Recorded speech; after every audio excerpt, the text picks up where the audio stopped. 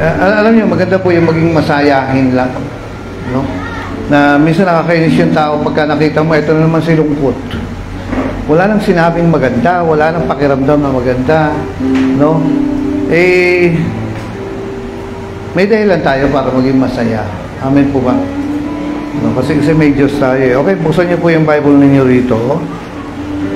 Isulat niyo po, isulat niyo. No, isulat niyo. Dito po sa Matthew 14 verse 13. Next. Mark 6 verse 30. Sulat niyo na lang. Luke 9 verse 10. No? So, tandaan niyo po. Okay na kuya? Matthew chapter 14 verse 13, Mark 6 verse 30, Luke 9 verse 10. So, unahin po natin itong Matthew 14. Hindi ko naman papabasa po sa inyo lahat ito, pero dito po tayo sa Matthew verse 14. Simulan po natin sa verse 13. Okay po, naalala ko po yung cellphone ko noong unang panahon, yung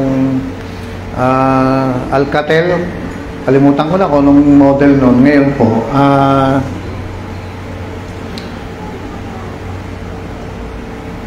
hindi ko maintindihan yung text na yan. Wala pang messenger noon, text yan. Tapos, 3 pindot para lumabas yung letter na ganito, 2 pindot para lumabas yung letter na ganyan. Ngayon, hindi ko alam kung paano lagyan ng space. Kaya pagka nag-text ako, isang sentence lang, isang word. Bahala ka na intindihin kung paano, Tagalog naman. No, tapos hindi ko pa alam yung mga shortcut. Yung dito na me, asan na you. Yung mga ganon. Ngayon, hindi ko maintindihan, hindi ko rin alam itanong kay Google, hindi ko kilala si Mr. Google eh. Kaya, kasi wala akong manual. Hindi ko alam kung paano gamitin yung ganito, ganyan, ganon. So, madali sanang pag-aralan, madali sanang gamitin yung mga features ng phone mo. Tulad nitong cellphone ko, marami pa itong hindi ko alam eh. No? Kung kakapain ko, didiscoverin ko, baka matagalan. Pero iba kasi kapag binabasa, para alam mo na kagad. Tapos yung manual kasi nito, kung tutuusin, kumpleto. No? Ngayon, ang Bible po ay manual. Ang Bible ay kumpleto. At sasabihin niya sa iyo kapag ikaw ay minamalas sa buhay, sasabihin niya sa iyo kung paano swertehin. Meaning ng swerte ay yung banal na swerte. No? Kapag ikaw ay sinuswerte, ano dapat mo gawin para magpatuloy ang swerte mo? Meaning banal na swerte. Nasa Bible lahat yan. Dito sa Bible, makikita mo kung ano yung pwede mo magawa para ikaw ay swertehin. At dito sa Bible, makikita mo yung pwede mo magawa para ikaw ay malasin. Ngayon, nakalagay lahat sa Bible yan para iwasan mo yung nakakapagpamalas at gawin mo yung nakakapagpaswerte. Walang word na swerte sa Bible. Ang word na ginagamit rin ay blessing. No? Pagpapalain ka. Ibig sabihin, magtatagumpay ka. Ngayon, ang blessing po ay hindi automatic. Ito po ay may gagawin ka para mabless ka. No, halimbawa sabi, bless kay Ninong, bless kay Lolo. Anong gagawin niya? Ganun ba? Hindi ganun ang blessing. Ang blessing, yung kukunin mo yung blessing sa kay Lolo mo, kukunin mo yung kamay niya, anong gagawin mo? Ilalagay mo sa noo mo. Yun ang mag-bless, kaya nga mag-bless eh, no? Ngayon, dito sa Bible, ang blessing po ay makukuha mo kapag ginagawa mo itong mga bagay na to. No? Ngayon, tuloy ito, sabihin natin, may lagnat ka, anong iinumin mo? Anong iniinom mo? Diatabs? Anong iniinom mo? By Jessica, kaya pagka nakainom ka na, andun na po yung, somehow, andun na yung kasiguraduhan na magiging okay na ako. Maring hindi ko pa nararamdaman na wala na yung lagnat ko, pero once na nakainom ka na, magiging okay ka na. No? Kasi nagawa mo na yung tama eh. At ito po, no, kapag nakikita mo yung sitwasyon mo rito sa Bible, tapos ginawa mo yung sinasabi ng Bible, magkakaroon ka na ng kapayapaan na gaganda na yung buhay ko. Bakit? Sinisimulan ko nang gawin eh. At sabihin ko po sa inyo, kung gusto niyo po ang pagpapala ng Diyos in general, dapat nagsisimba kayo. Dahil utos ng Diyos, magsimba kayo at hindi ka pwedeng swertehin lang sinusuway mo ang utos ng Diyos. No? Ngayon, diretso ang salita po, ito yung swerte. Wala naman swerte, kundi pagpapala. Kung gusto mong pagpalain ka ng Diyos, sundin mo yung sinasabi niya. At ang isa po sa pangunahing sinasabi niya rito ay magsimba ka. Hindi po pwede yung parang ganito, gusto mo ng ayuda, ay pumunta ka doon sa bigayan ng ayuda. Tama po ba? Eh, kung gusto mong pagpalain ka ng Panginoon, ay magpakita ka sa simbahan. Hindi po pwede, kayo na lang, bahala, wala pong ganon. No? Ay, sige po, dito sa Bible, sabi niya ganon, ito po yung kwento ito po yung pinag-usapan namin sa pastoral meeting kahapon. Alam niyo, nakakatuwa itong pastoral meeting, district meeting. Bakit? Kasi kahapon po, Sabado ay district meeting nga namin, mga nagmi-meeting dito, mga district lang. Pero nung Friday, meron po akong natanggap na text message, Friday ito, nasabi niya gano'n, Pastor, nanaginip ako. Usually, yung mga meeting, hindi naman talagang announce yan eh. Pero meron pong mga tao na nanaginip kung ano mangyayari sa district meeting. Nang kahit na hindi nila alam na may district meeting. Sinabi nila sa akin, panaginipan po namin na ganito, ganyan, ganon. Nung binabasa ko, sabi ko, itong pag-uusapan sa district meeting bakit nila alam? Bakit nila napapanaginipan? Eh, hindi naman ina-announce yung agenda ng meeting. Hindi sinasabi yan sa public. Ngayon, bakit niya alam? Bakit niya napanaginipan yung pag-uusapan sa district meeting? Eh, isa lang ang ibig sabihin nun. Spiritual yan. At sinasabi ng Diyos, manalangin kayo. Kaya napapanaginipan kasi spiritual yan. Hindi yan desisyon lang ng tao. Hindi tao lang ang nagdidesisyon dyan, kundi may mga puwersa na kumikilos para hindi matupad ang kalooban ng Diyos. Kaya sabi ko ganun, bakit niya alam ko anong pagmimitigan? Hindi niya alam. Napapanaginipan lang niya. Kaya malaga po na ang gawain po dito sa simbahan ay pinagpe-pray ngayon. Hindi lang kahapon niya, kundi tulad dito, ano yung susunod na event natin? Yung Believers Camp. Usually, pagka magbi-Believers Camp na, ang dami nang nananaginip ng mangyayari sa Believers Camp. Ano ibig sabihin? Spiritual kasi yan. At kailangang ipanalangin. Meron po yung isang babae na ang sabi niya, tingnan niyo po sabi niya na panaginipan niya doon sa Believers Camp na tinawag ko daw siya sa harapan. At nung pinatungan ko na ng kamay, na-possess daw. Yun ang sinabi niya. Ngayon, ang nangyari, mabuti na lang, hindi sinabi sa akin. Kasi kung sinabi sa akin, baka hindi ko tawagin.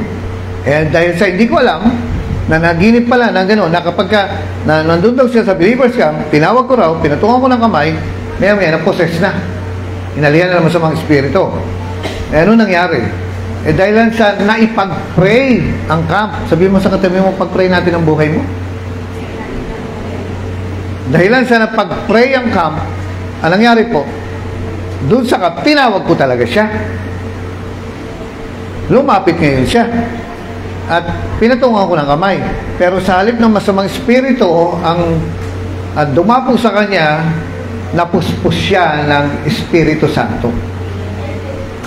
Ano nangyari?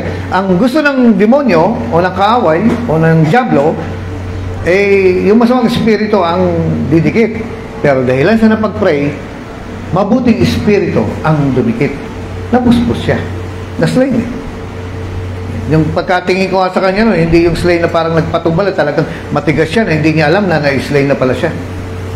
So, nakukuha niya mga kapatid, ang gawain po ng Diyos ay hinuhubog, sineshape ng prayer. Ngayon, ito po yung isang kwento dito sa Biblia na nilagay ng Diyos para kunan natin ang aral, kunan natin ang pattern, kunan natin ang katuruan, at mangungusap sa atin to. Ito po yung isang kwento. Ito po yung story na si Jesus ay nagpakain ng 5,000 na tao. Ay, excuse me, mali. 5,000 lalaki. Pero ayon po rito sa kwento, hindi po kasama yung mga babae at mga anak nila. Kasi kapag sa Israel, kapag nagpunta yung mga lalaki, bubuntot-buntot yung mga babae rin. Kasama ng mga babae, yung mga anak-anak nila, mga kilig-kilig. Katulad ni ate. No? May kasamang bata. At ito po yung kwento ng pagpapakain ng 5,000. Na-share po ito kahapon, pero pasadahan ko na lang ngayon. Tapos kasi magmi-meeting kami. At may mga magsasalita pa. Alam nyo, tingnan nyo rito, sabi niya, ready na po ba kayo? Okay na ba ito? Like yung full body, no? Sabi niya, nang marinig ito, sa verse 13, ni Jesus, ay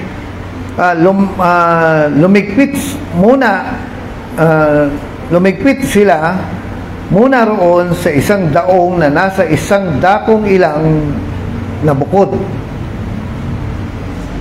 At nang mabalitaan ito ng karamihan, ay nagsilakad sila na sumunod sa kanya mula sa mga bayan. Sa Tagalog, nung natapos sila sa isang gawain, nagpunta sila sa isang ilang na lugar. No? Saan ba tayo pwede mag-picnic dito? Meron ba? Yung malayong lugar. Meron ba? Di kanina, nag-picnic lang tayo. Nalaman ng mga tao, kaya nangyari, nagsunuran sila. No? Sinundan nila si Jesus. Ilang yun. Ibig sabihin, wala nang tricycle. Walang mga ilaw. Walang mga 7-Eleven, walang Alphamart, at walang Uncle John doon sa paligid. At ang nangyari dito, at siya'y lumabas at nakita ang isang malaking karamihan, isang malaking gathering na naghihintay sa kanya, kanino? Kay Jesus, at nahabag siya sa kanilan. Naawa si Jesus. At pinagaling niya ang kanilang mga sakit. So, ang mercy ng Diyos, kung naawa ang Diyos, kasama rito yung healing of the sick. So, bilang awa ni Jesus, siya ay nagpapagaling. Tapos ang sabi niya, at nang magtatakip silim na, ano yung sabi ng tatakip silim? Ano po ibig sabihin nun? Sunset na. Pababa ng araw. Alalahanin nyo, walang mga solar noon. Yung solar na lighting yung poste. At sabi niya gano'n, at magtatakip silim na, ay lumapit sa kanya, kanyang mga alagad. Eto na, yung mga nagsasuggest. Sabi niya, at ang sabi, ilang ang dakong ito. Ibig sabihin, ano ba ibig sabihin ng ilang? Ilang. Sa English, how many? Ano ibig sabihin ng ilang? Ha? Wilderness, yung parang remote. Bundok-bundok ito. Liblib. At ang sabi niya gano'n, ng mga disipulo, ilang ang dakong ito at lagpas na ang panahon, ibig sabihin paggabi na, paalisin mo na sila. Kinausap si Jesus, inutusan pa eh. Ang sabi nga nun, pauwiin mo na sila at para makabili sila ng pagkain. Ibig sabihin, tapusin mo na yung service, ang haba mo mag-sermon. Nung tagal-tagal mo mag-sermon, madilim na. Pauwiin mo na sila para makabili sila ng pagkain doon sa bayan. Malayo eh.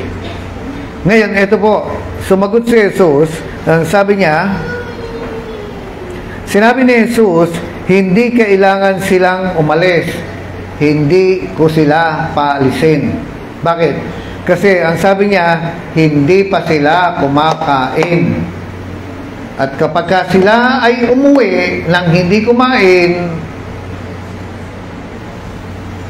mapapagod yung mga yan, mawawalan pa ng malay, mahihimatay. Yun ang nakalagay dito eh. Na matutumba. Bakit? Kasi walang pagkain. Tapos ang sabi niya gano'n, no? At sinabi sa kanya ng mga disipulo, wala tayo ritong budget. Sabihin mo sa katabi mo, wala na namang budget na yung linggo. Ito ang sagot wala tayong budget. Nandiyan pa kayo? Sige. Siguro simulan ko na rito. Mga kapatid, ito po yung pasada, kasi marami pa tayong gagawin, magtutumpa preso pa tayo, marami pa tayong gagawin Alam niyo, sabi niya gano'n, ang dami ng bilang na ito, doon sa mga verses sinabi ko, basahin niyo na lang. Sabi nila, dapat binabasa. O nga, babasahin niyo. Kayo na lang magbabasa yan. Kasi, ang Bible po ay hindi parang, ito yung proof, hindi, pinag-aaralan yan. Ngayon, ang nangyari po rito, nagturo si Jesus, at nagpagaling siya. Yan lang naman ang ginagawa niya. No? Nagturo at nagpagaling. Hindi siya usually nagka-counsel. Yung, kaya mo yan, lakasan mo loob mo, magpapayat ka, ganun. Pagaling at saka teaching lang ang ginagawa niya. Hindi niya sinasabing, kaya mo to. No, ang sinasabi niya, gawin mo to. Naigpit. Ngayon, ang nangyari po, nagturo siya, ang sabi ron, 5,000 lalaki. Specific yan, basahin nyo na lang. 5,000 lalaki lang ang binilang, hindi kasama ang babae at saka yung mga anak. So, ayon sa mga Bible scholars, ang mga taong nandun ay 12,000. At ang sabi ni Jesus, pakainin nyo sila. Asa si Pastora Ina? Ayun. Ngayon, mga pastor, tayo ang sinabihan ng Diyos na pakainin mo sila. Mag-provide ka ng pagkain sa kanila. Tayo daw magpapakain. Hello. Hindi si Jesus. Tayo. Naglalaro tayo sa we are playing with words. Sabi niya, feed them. Sinong papakain? Tayo daw. Nagulat itong mga disipulo. Sabi niya gano'n, wala tayong budget. Ito ang kadalasang salita ng mga lingkod ng Diyos na nasa misyon. Kulang tayo sa budget. Ngayon, ang nakalagay dito, ang sinabi pa, pinagdidikit-dikit ko, 3 references yan. Ang sabi niya, kahit 8 buwang sweldo, kulang pa para pakainin sila. 8 months na salary ay kulang pa para pakainin sila. Alam niyo, ang sinabi ni Jesus dito, I don't care. Pakainin mo sila. Alam niyo, yung ginawa ni Jesus, pinush niya yung mga tao. Sino? Pinush niya yung mga workers niya. Gumawa kayo ng paraan. Ngayon, sumagot si Philip, wala tayong budget. May tinuturo si Jesus dito na think outside the box. Na lagi na lang kayo nakabase sa budget. Lagi kayo nakabase dito sa natural. Lagi na lang kayo nakabase sa kung ano ang meron, kung anong nakikita nyo, ano yung binilang nyo, ano yung nakakapa nyo sa bulsa nyo, ano yung actual na nabilang nyo sa wallet nyo. Lagi na lang kayo nakabase sa ganyan. Si Jesus, in other words, nagde-demand ng imposible. At maniwala kayo, yung operation natin ngayon, hindi yan masosolve ng natural. Lumilit ang budget natin. Hindi, mag-stop ang church planting kapag titingin tayo sa budget. Bakit? Ang sabi ni Jesus, lagpasan mo yung natural na yan. Huwag mo tinitingnan yung pera mong hawak.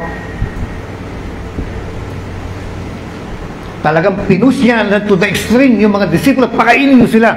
Huwag mo sila sabi sa akin na wala kang budget. Yun ang demand ni Jesus. Wala tayong pera, wala ka lang. Hindi ganun ang respond ni Jesus dito sa problema Sabi niya, I don't care. Pakainin niyo sila. Hindi sila pwedeng umuwi nang hindi kumain. Kahit 8 buwan na sweldo, hindi ka kasya sa dami nito. Buti nga, kayong 2 pa lang kumakain. Maliban sa mga tinutulungan niyo. Obligasyon natin sa pamilya. Ang mga disipulo, ang laki ng obligasyon nila sa isang kainan lang. Ang hirap pa nito, paano mong pakakainin yan? Sige, sabihin natin, may pagkain na. Yung kasal pa lang, ha? Maghahanda ka. Gano'ng katagal? Ano ba, catering ba kayo nun o ano?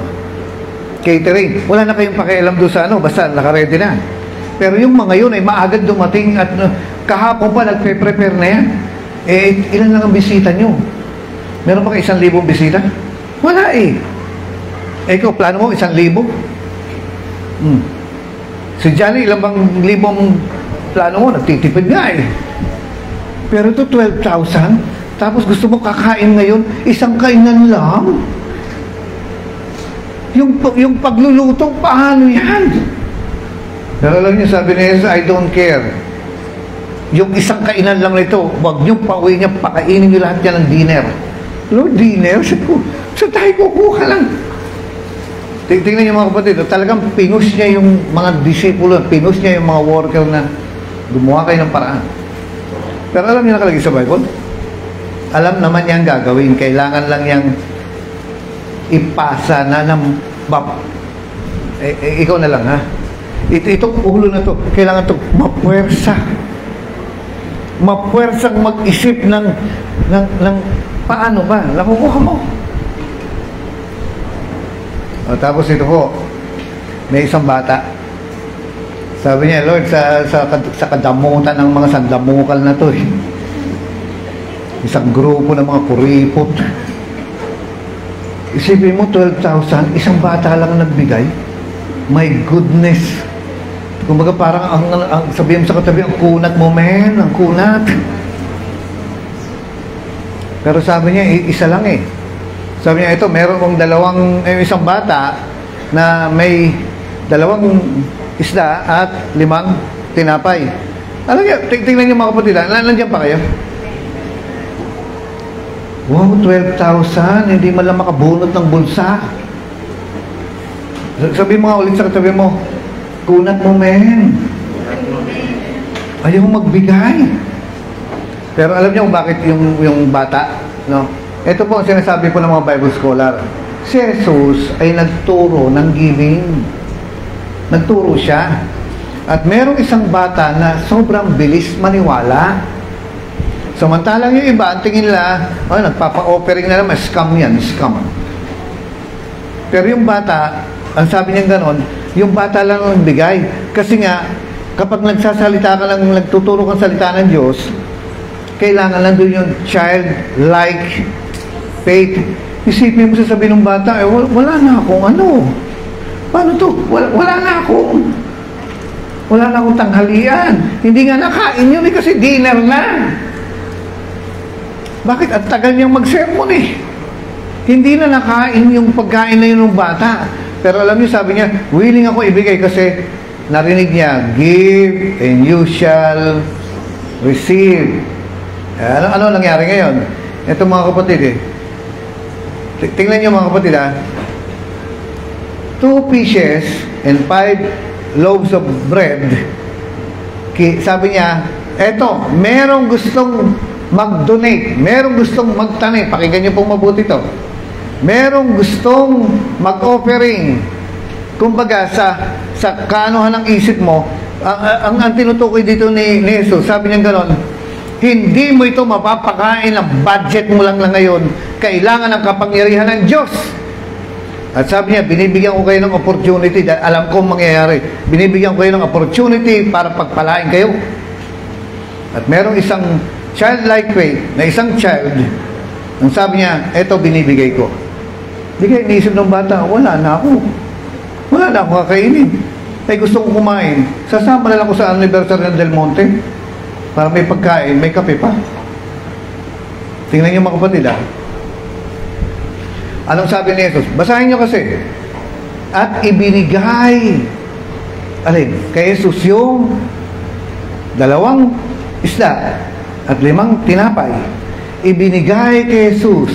At ang nakalagay po sa Bible, hinawakan, kinuha ni Jesus yung offering ng bata at tumingin sa langit at pinagpasalamat. No? Yung tithes and offerings nyo, kailangan ipahipo nyo kay Jesus. Kailangan ipahawak nyo kay Jesus. Ibig sabihin na, yung offering nyo, tanong mo sa katabi mo, yung tithe mo na nabubulok na sa aparador eh. Yung tithe mo, yung offering mo, na puro pangako na lang eh. Kasama itong offering mo, kailangan ilagay mo sa kamay ni Jesus. Bring ye all. Sabi niya, yung tithe, that they may be put sa storehouse. Somehow, itong tithe mo, yung offering mo, kailangan mong ipa-bless kay Jesus, kailangan mo ipa-touch kay Jesus. At kapag tinanggap niya yan, binless niya yan, tatanungin mo sa mga tatabihin lang, nagtatithe ka ba? Nagpa-partnership ka?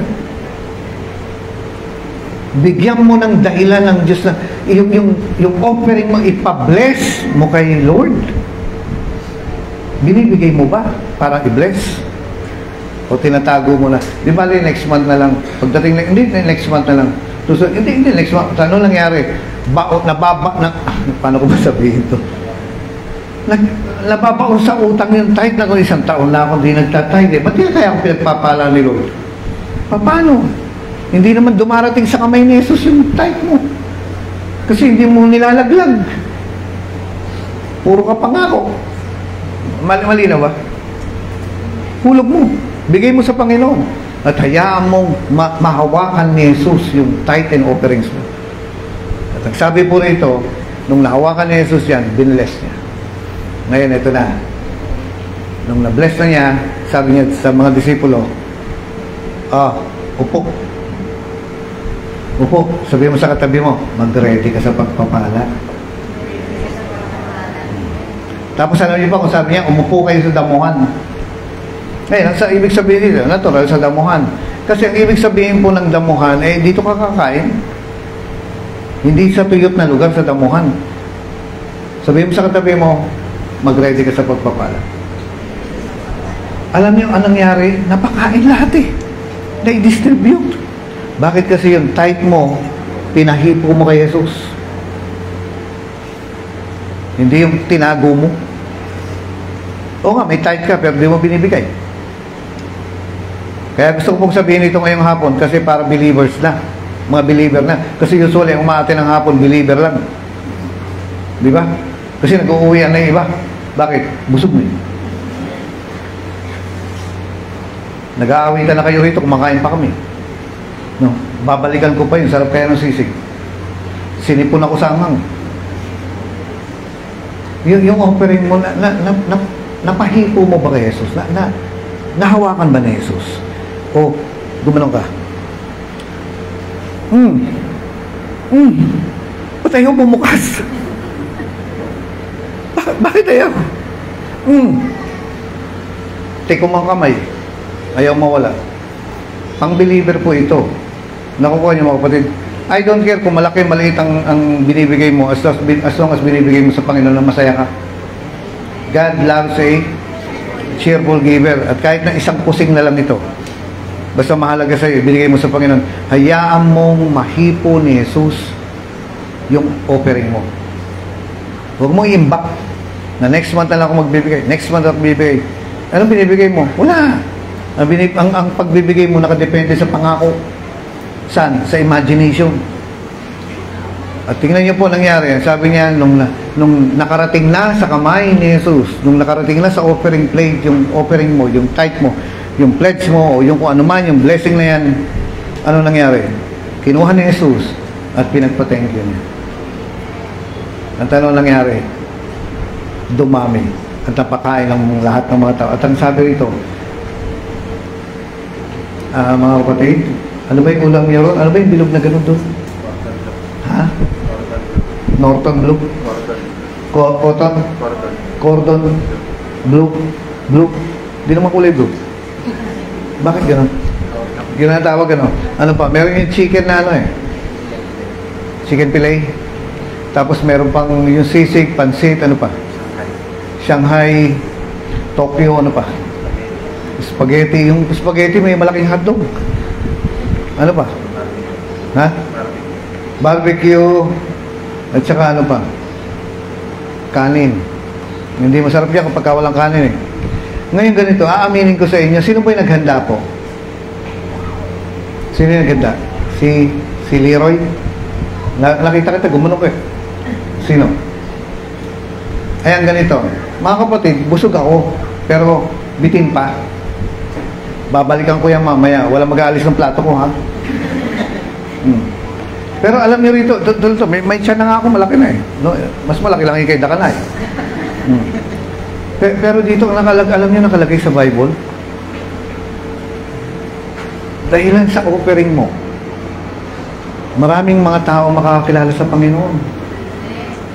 Pambihira.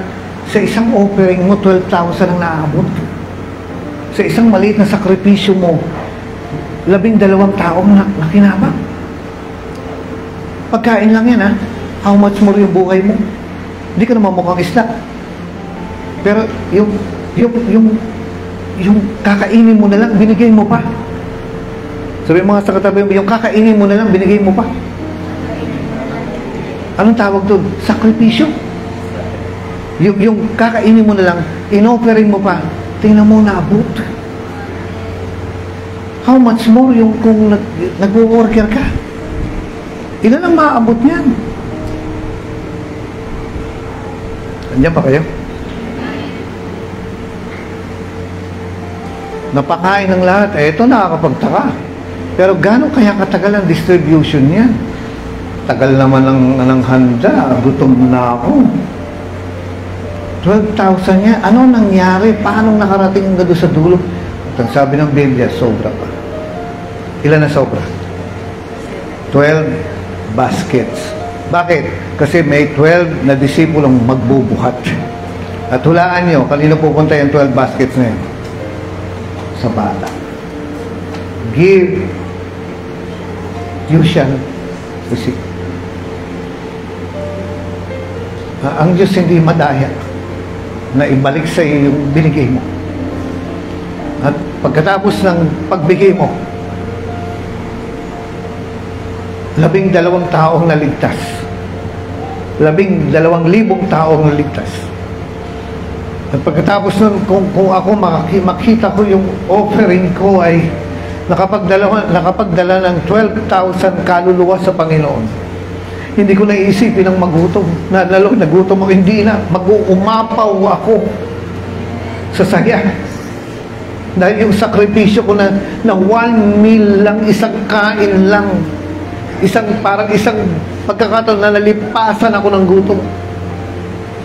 Nakapagpakain lang 12,000 tao, iisipin mo pa ba yung gutom na yan?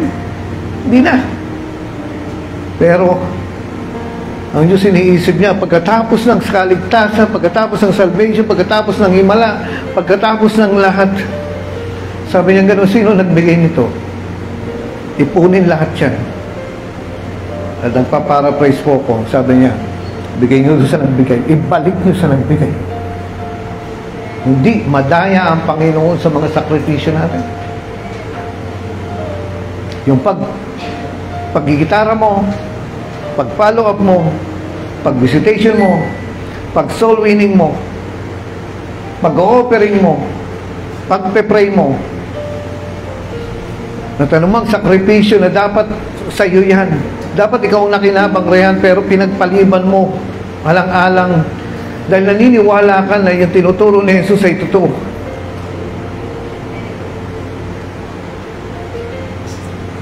Ako yun. Kung makita ko 12,000 na tao napakain dahil doon sa offering ko, hindi ko na isipin na, Lord, gutom ako, baka nagtatatalong pa ako sa saya. Pero Diyos, sabi niya gano'n, naaalala ko yung ginawa mo. At gaganting palahan pa kita.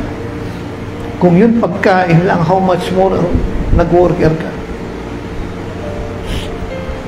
Kung yun pagkain lang, ang laking himala na nagagawa, how much more na naglingkod ka, nagpagamit ka. Tinanggap mo yung calling ng Diyos, how much more na mas malaki ito, hindi mo lang nakikita pa. Kasi nung binigay ng bata, yung wala siyang nakikita. Ang kaharap niya nun, ang kausap niya ron, yung mga worker na aburido na sa buhay dahil walang pagkain. Sabi niya, siguro nga, baka nga, kung ano man ang magagawa nitong 2 tinapay na, 2 islang ito. Sige po, bibigay ko kasi by faith yun eh. By faith yun. Give and you shall Receive. Kaya gigising ka ng umaga at bubuksan mo yung simbahan o kaya Sabado, maglilinis ka. Aayusin mo yung bangko, i-check mo yung mga amplifier, tapos ito pa, abono ka. Ikaw lahat ang kulang sa panggastos, di na ako hingi kay pastor, nahihiya na ako humingi, pero ikaw yung mag-aabono. Mag-asawa kayo, nagsasakripisyo kayo, sige, bigay na, bigay. Isda lang yun. 2 pirasong isda lang yun at 5 pirasong tinapay. Ang laki ng nagawa, how much more na nag-worker ka. At buong buhay kang nag-worker, nagpapasto. How much more? Nagsabi ng Diyos dito sa kwentong to, hindi ko nakakalimutan yung ginawa mo. Ibabalik ko sa iyo yan.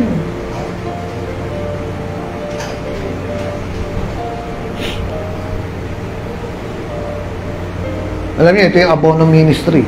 Itong batang ito. Although, hindi binabanggit po ng Biblia, pero abono to. Abono ministry. Na ikaw yung nag-aabono. Ikaw yung, sige, ako na magpapalwa.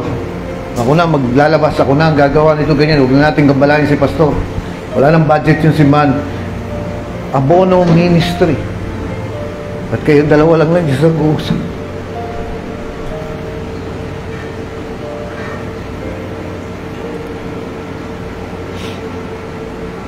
Pagkatapos gumaling, pagkatapos mapakain, at ang sabi ng lahat ng Biblia, busog silang lahat. Full. At saka ito pa, satisfied. Busog silang lahat. At kapag nakita ko na yung himalahan na yan, na yung basket na yun na pinaglagay ng tinapay, sila hindi na nauubos. Nakikita ng mata ko, hindi na nauubos, hindi na nauubos. Sige, hayo lang ng hayo, sige. Hindi na nauubos yung tinapay, hindi na nauubos yung isda. Makakalimutan ko na yung gutom ko, and yet hindi nakalimutan ng Diyos yung gutom ng bata. Pabalik-balik po ako rito, how much more? How much more yung ikaw na nagpastor, ikaw na nagworker, ikaw na nagpupunta sa simbahan para maglinis, ikaw na naghahatid, nagsusundo, ikaw na matyaga na nag-aakay ng mga tao, hindi mo naman ginagawa sa sarili mo yan, kundi ginagawa mo sa Panginoon. Palagay hindi nakakalimutan Diyos. O palagay nakakalimutan Diyos, hindi.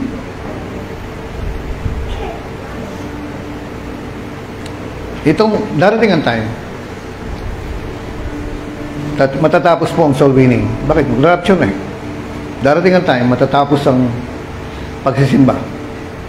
Darating ang time, matatapos ang pag-ooperate. Darating ang time, matatapos ang paghayop. Bakit? Rapture na eh.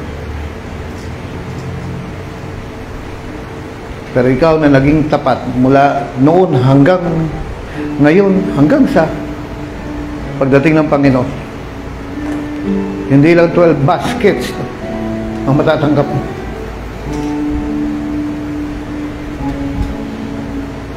Hindi lang 12 na malalaking pagpapala ang matatanggap mo.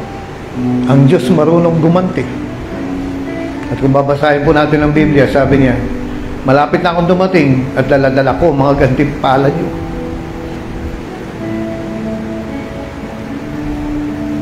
Kaya magpatuloy tayo mga kapatid.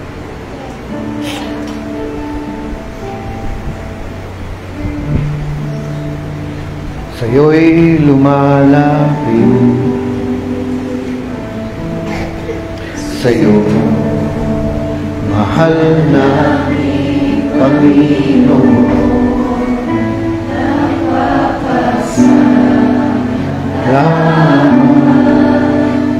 sa'yo,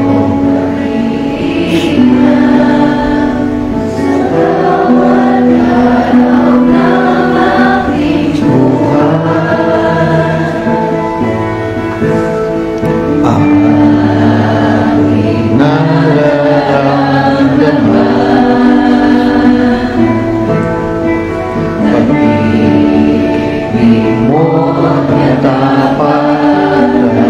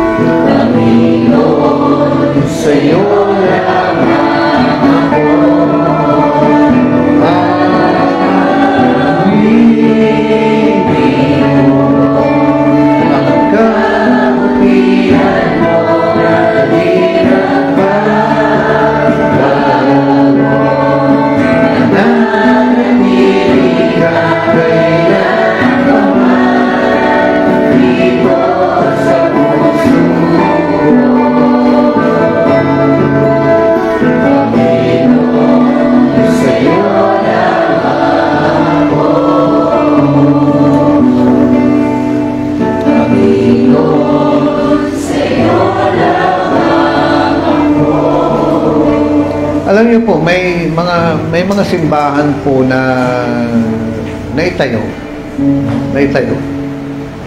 na 2 years before sila maitayo na panaginipan ko. Ang nakakapagtaka, natatandaan ko yung tsura. Ngayon, nung napanaginipan ko yun, wala pang simbahan na tatayong gano'n. Pero after 2 years, nakita ko na yung isang simbahan, yung isang kapatiran, yung isang simbahan na nagtayo ulit na isang simbahan na yun na yun. Pero after 2 years pa, nung nakita ko, sabi ko, napanaginipan ko ito ah. At yung paligid ng simbahan at yung problema ng simbahan ay kung ano yung napanaginipan ko, yun ang nangyari. Sabi ko, 2 years before napanaginipan ko na itong simbahan na to, yung pala, magkakaroon pala ng ganitong simbahan. Kaya 2 years pa lang, magpapastora ka, sa isip at plano ng Diyos, may simbahan ka na. Ngayon, kailangan mo maging matapat na makarating ka doon. 2 years before, nakita ko na eh. Ngayon, bihira ko na kasing may kwento itong mga ganito. Tapos, sa dami po kasi ng simbahan natin ngayon, nag-iisa lang ako. Kung dadalawin ko po isa-isa yan, bawat simbahan, naabutin po ako ng 3 taon. Kung every Sunday ko lang dadalawin ng mga simbahan natin, yung bawat simbahan na nabuksan, every Sunday kong pupuntahan. Tulad ngayon, last week, nandun po ako sa Zambales. Ngayon, nandito ako sa Del Monte. Sa susunod, nasa Bukawi. Sa susunod, nasa Cavite. Ngayon, kung iisa-isahin kong puntahan ang mga simbahan natin, abutin po ako ng 3 taon bago ko maikot. Nag-iisa lang ako eh. Kaya ang ginagawa po natin per district o per group yung cluster. Pero may mga time po na nakikita ko na siguro 1-2 taon nga. Nakita ko na itong simbahan na to eh. Sa panaginip ko na may mga simbahan pala na sa panaginip ko nakikita na hindi ko pa nadadalaw. At noong time na dinalaw ko, sasabihin ko, nakita ko na itong simbahan na to eh. Kailan ba itinayo ito? Hindi ko alam. Pero sa panaginip ko, nireveal na pala ng Diyos na may simbahan tayong gano'n. Ano ibig sabihin nun? Spiritual yan. Meaning, sinasabi sa akin ng Diyos na maaaring ipag-pray ito, i-check ito, tulungan ito, pagpalain ito, mag-assist tayo sa simbahan na ito. At ang isa pong simbahan na nakita ko, maging specific ako ngayon, ay yung Montalban. No? Hindi po yung mismong church ng Montalban. This time, hindi yung mismong church ng Montalban ang nakita ko, kundi yung daan. Nung last na pagdalaw ko sa Montalban, na hindi ko matandaan na, ligaw-ligaw na dahil nag-commute lang kami. Pero ito, may sasakyan. Sabi kong gano'n, liko sa ganyan. Sumusunod na kay Waze. Ano nangyari? Niligaw ako ni Waze. Lumikong ganyan. Nung sabi kong napanaginipan ko na itong daan na ito. Natatandaan ko itong daan na ito. Sabi sa akin ni Waze, kumaliwa ako. Hindi, kakanan tayo. Sabi ko. May kasama ko, hindi kakanan tayo. Hindi ako pupunta riyan. Bakit? Kasi natatandaan ko eh. At praise the Lord, nakarating nga ako doon. No? May-message ko si Pao. Sabi niya, dito po ganyan, sinalubong ako nila Gono. Tapos nag-message ako, sabi ko, ilan taon na ba yung simbahan dito? Something na 15 daw. 15. Yung 15 years, no? Yung 15 years na nandun ang church, na hindi umalis, ay himala. Na hindi lumilipat, himala. Pero, yung dapak na natatandaan ko po yung daan na to na doon sa panaginip ko na dito ang daan. Hindi ko pa napupuntahan, pero ang Diyos napuntahan na niya. Ganon kayo kahalaga. Ganon ka-importante sa Diyos yung mga simbahan na yun. Kahit maliliit.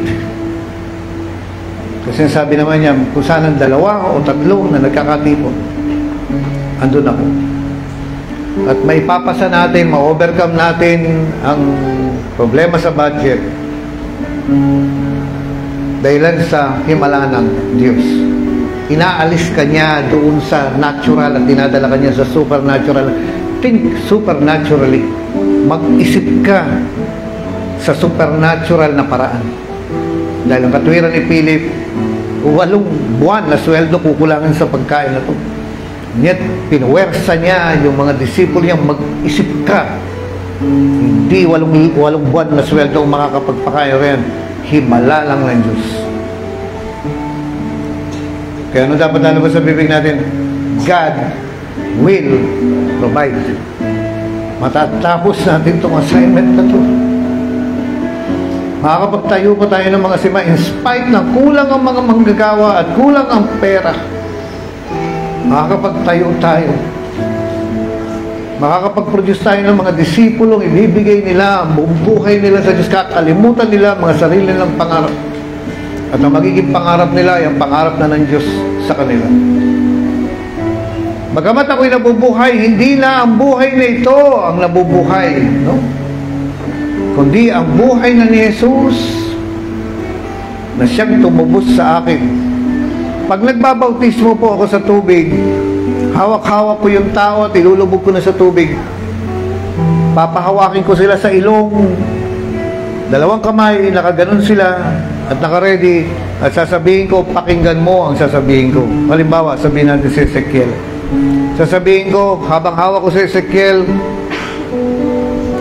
nung ako nagbabautismo, sasabihin ko, si Ezekiel ay patay na. At sa katawang ito, si Kristo na ang nabubuhay. Ang mga pangarap ni Ezekiel ay tapos na. Hindi na magkakaroon ng katuparan. Ang pangarap ni Ezekiel na ipatutupad ay ang pangarap ni Kristo sa kanyang buhay. Ganun ang pagbabautismo ko.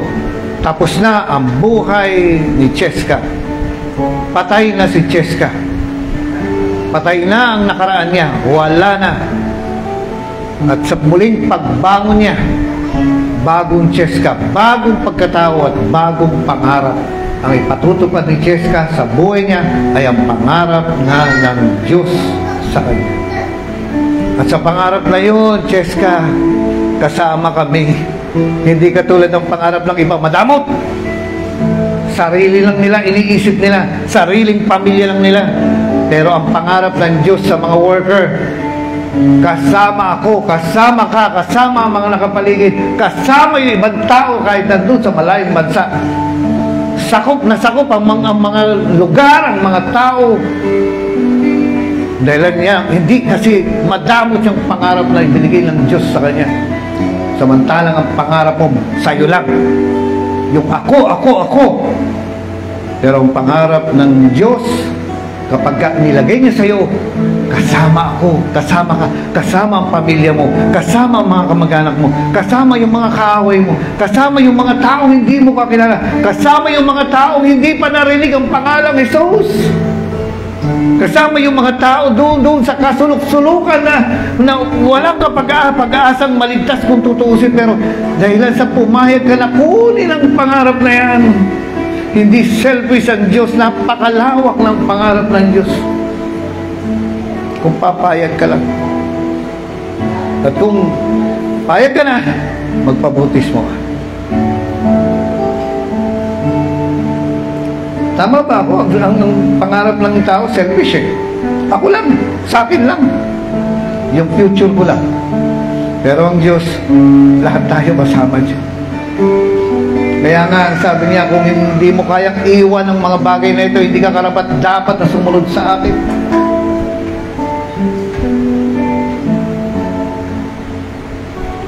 Panginoon, sa iyo lamang ako awitin ko,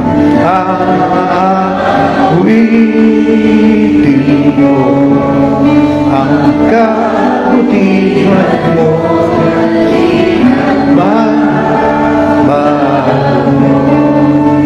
Mananatili ka kailan paman di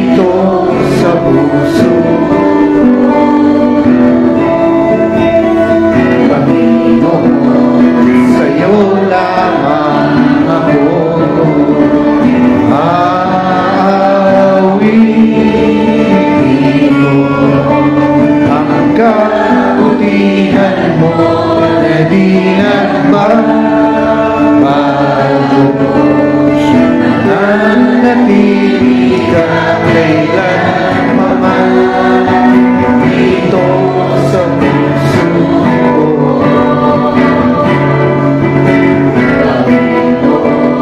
Sa'yo tanungin ko nga si Doc Ina, ilang mga miyembro mo ang nandito na hindi mo kakilala noon? Hindi mo kakilala. Dami, di ba? Tanungin ko, sabihin natin, kayo po na sa Montalban, si Pao, ilang mga taong nandito na hindi mo kakilala talaga? Pero dahil sa sumunod ka sa kalooban ng Diyos, nandito sila. Kasama pala sila sa pangarap ng Panginoon. Kailangan lang yan ng tao na gagamitin para pagpasahan ng pangarap. Ganun kakahalaga. At kung ibibigay mo yung buhay mo, ang laki ng epekto ng 2 isda at 5 tinapay. How much more yung buhay mo? Ang laki ng epekto niyan. Hindi pa lang natin siguro nakikita, kaya di natin ma-appreciate. Pero yung iniisip mo na magkaroon ng gawain doon sa tinitirahan niyo, kala mo ikaw yun? Hindi. Si Lord yun. Kasama yung mga taong yun, kasama yung magkaroon ng gawain doon sa lugar na yun, sa pangarap na ibinibigay ng Diyos sa'yo. Waiting ko ang kabutihan mo na di nagbabago. Nanatili ka kailanman dito sa puso ko.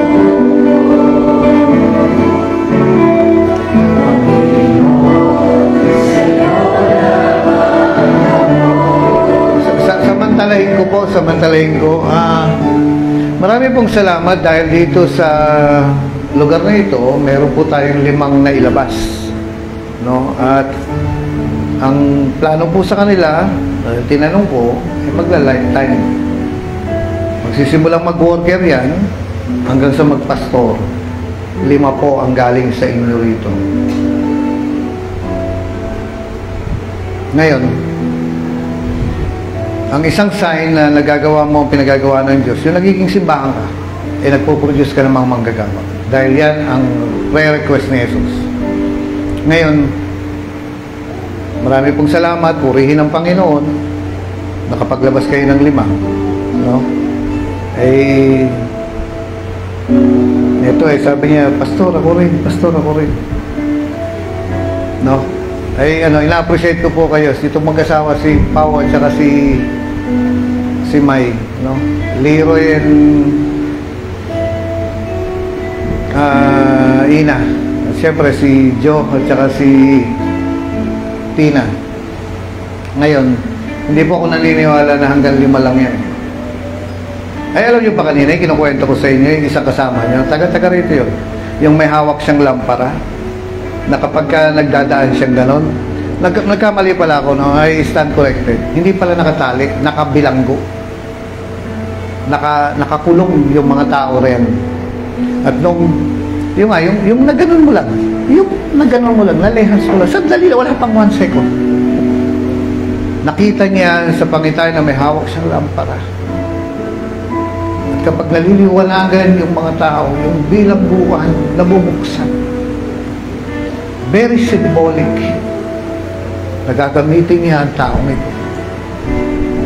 Pero hindi lang siya yun kundi tayong lahat yun. Amin po ba? Ngayon, meron pang susunod. Dumating yung time na kahit sa panaginip, kinausap ng Diyos yung mga taong yan sa panaginip. Pakisabi nga sa katabi, kapag nanaginip ka na, matigas na ang ulo mo. Kasi sa heart ang kinakausap Ngayon po, purihin ang Panginoon kasi nakapaglabas tayo ng 5 at papunta na yan dyan. Marami mga struggles yan, pero magpapatuloy yan. Bakit? Yun ang calling nila no? Ngayon, sino yung next batch na alagaan natin? Hinihiling ko po sa inyo na palapitin nyo rito habang nandito yung anointing. No, dapat mamaya pa pero present na yung anointing. Hinihiling ko po na papuntahin nga rin sa harapan at i-touch natin, ipag-pray natin. Na Lord, bigyan mo ng pangitain. Kung sino man yung mga taong yan, ako na magtatawag dahil napapansin ko, asa si Nadine? Nadine ba? Nadine? Ha? Nadine? Si Nadine Lustre, asa dyan? Halika mo na, iha. No? Kasi ang sabi ng Biblia, ang tao nagpaplano, pero ang gusto ng Diyos ang matutupad. At tinatawagan ko po, napaputayin nyo rito yung mga ilapit nyo nga yung mga kabataan dito na sumama kayo, mga pastor dito, no? Na ipagpe-pray natin sila sa dali ulit, no?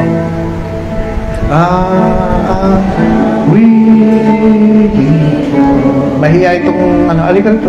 Wala pang sasama sa kanya.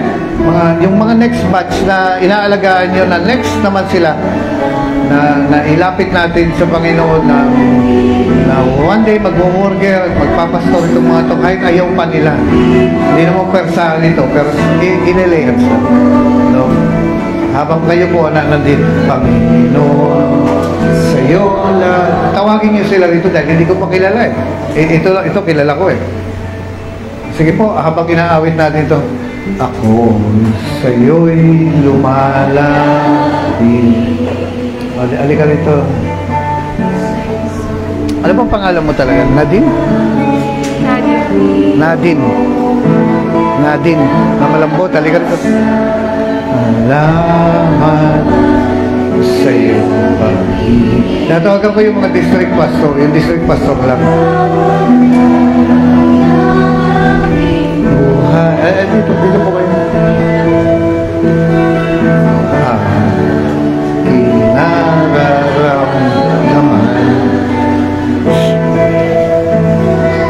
Sige, kahit bata yan, kahit nga baby ang tutuusin. Sige, mag second row po tayo rito. Halika kayo, doon kayo, suot kayo mga iyan.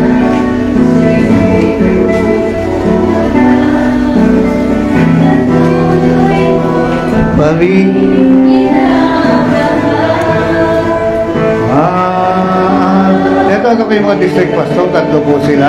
Halika po kayo. Mo na di nagbabago, nananatili ka kailanman dito sa puso ko. Asa si Tina at saka si Pao? Panginoon. Kasi nire-recognize po natin ang authority. Mga district pastor, dito po kayo sa harapan, layhands nyo sila. No? Siguraduhin nyo lang malayhands yung gano'n na basahan nyo ng anointing. Bahala na kayo magsalita. Ngayon, Pao, Ina, doon kayo sa likod na habang pinagpe-pray sila, hawakan nyo sila. No? Tatlo yan, tatlo rin kayo na sa likod na nakaalalay. I-layhands mo. Sige po, i-layhands natin sila. Panginoon, sa iyo lamang ako awitin ko. Kabutihan mo na din. Sabayan mo pa ako ng prayer. Tina, Ina, so sabayan nyo ng prayer. Kailan pa man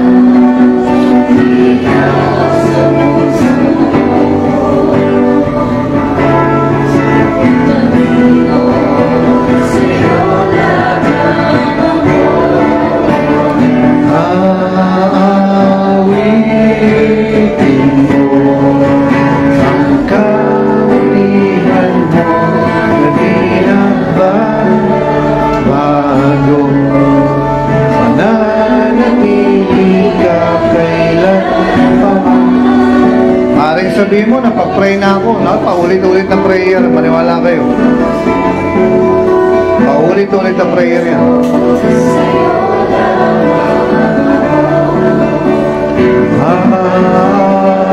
Awitin ko kabutihan mo na di nagbabago, nanatili ka kailanman.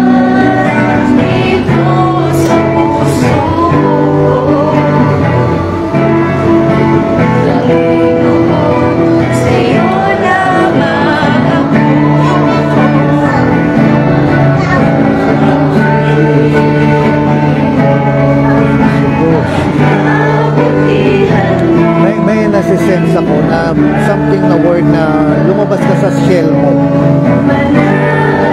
Nakuha mo, come out of your shell. Hindi ko alam kung comfort zone yan. Lumabas ka.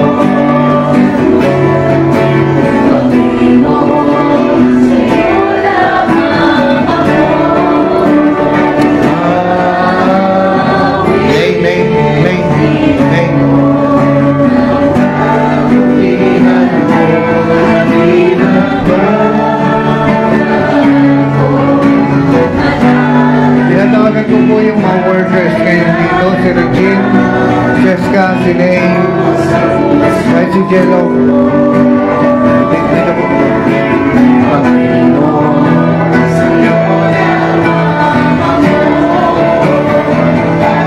Meron pa bang iba? Sino pa? Si Regine, sino pa? Ha? Oh. Charles M. Sino pa? Meron pa?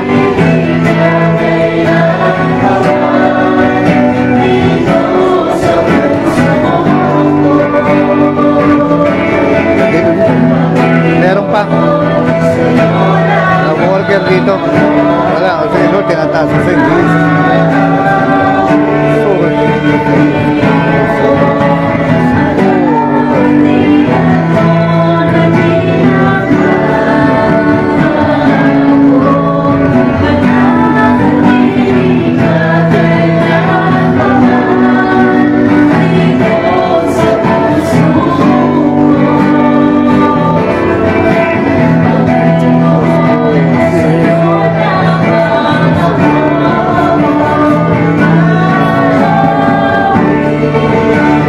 Pray lang kayo rin.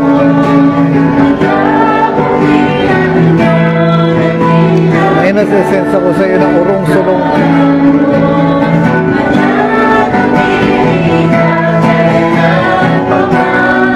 Diretso ka kay Lord. Ewan kung tama ako, mali sabihin mo, pero urong-sulong. Hindi ka andar. Wala kang mararating. Prayer ang nagdala sa iyo rito.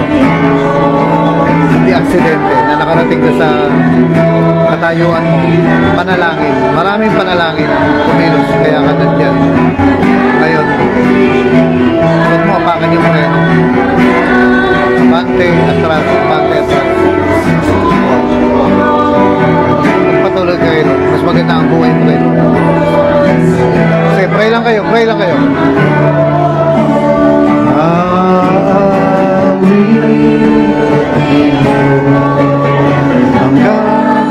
Ano? Facebook Live.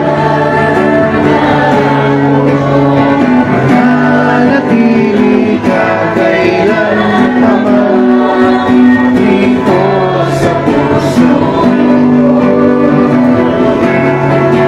Panginoon, sa'yo na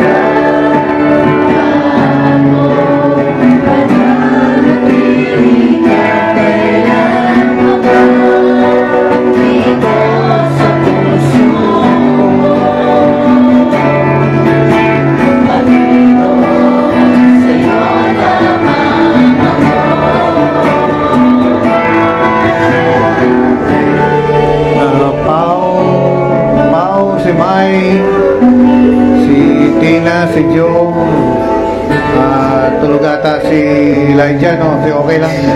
Pao, May, si Ina, si Joe, si Tina. Dito po tayo. Sige, tingin po kayo sa akin. Dito kayo. Si ano sana kaso hawak si Elijah. Asa na si May Pao. Sige, pakinggan niyo po ito. Atras kayo ha, atras kayo ito.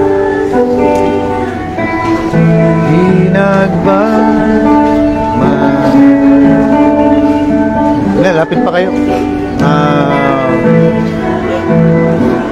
Johnny, ano? Ay sige, tingin kayo, ano? Ang trabaho ng pastor ay unang-una mag-produce ng kaluluwa, hindi miyembro, kung hindi disipulo. Ang disipulo ay handang mamatay. No, kailangan kung maging quality nila, hindi mo naman makukuha kagad yan eh. Unti-unti, dahan-dahan. At ang trabaho ng mga workers ay suportahan ng mga pastor. No? Kayo, dapat din kayo makapag-produce ng mga disciple nyo. Hindi yung lumagpas ng 6 months, wala nangyari. Si Krisha, kanina ba si Krisha? Si Krisha, planong mag-aral. Saka si Kenshin, planong mag-aral. Kaso, nangyari, pakinggan nyo ito, ha? May mga pangako sila na kapag nakapasa, magtutuloy. Sabi ko, wala pa yung school mo, ang Diyos nagpaplano na. Kaya huwag mo ibase sa school, sa pagpasa. Ngayon, something na ganito yung kwento ni Krisha. Naghihintay daw siya ng rema. Nangyari na naginip. O ano pang remang hinihintay mo? Ayun, nagpa-deploy na. No, ngayon, ito, tulad dito, si M din ito eh. Malaki ang plano ng Antipolo riyan. Napagkakatiwalaan yan, yung mga kamay niyan anointed sa pagtitinda ng suman. Tapos biglang na-discourage sila kasi biglang inalis sa district. Sabi kong ganon, hindi ba nagpe-pray tayo ng manggagawa? Ang manggagawa hindi lang dito kasi ito pa sa'yo, si mama papa mo ay ang laki ng sakripisyo na i-release kayong ni kuya mo, tapos yung isa na lang, di ba? Ngayon parang ano yung sa Cavite, parang bakit dapat sa Cavite ito parang ganon. Pero kasi ang pangarap ng Diyos hindi lang sa local, sa lahat yan, no? Ngayon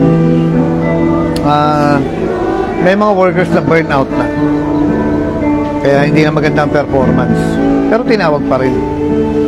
Ngayon, kailangan yung mag-produce ng mga disciples kapag dumating ang time na nawala na tayo sa vision o sa tamang direksyon.